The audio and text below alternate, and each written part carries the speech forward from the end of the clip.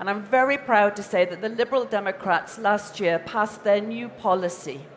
And that policy is very ambitious, that we double nature in our country by 2050.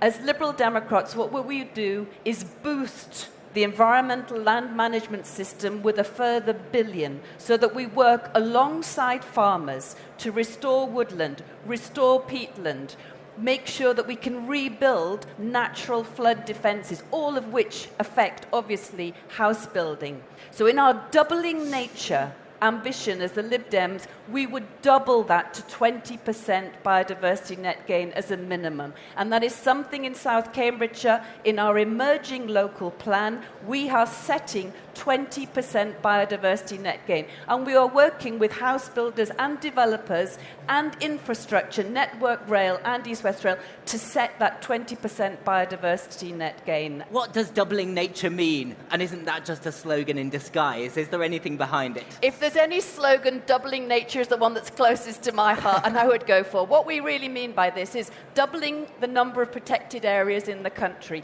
doubling the size and area of areas managed for wildlife. So that would be our public estate, our public natural estate, doubling that, and also doubling the abundance, so the richness and quality of what biodiversity is in those areas. So doubling the abundance.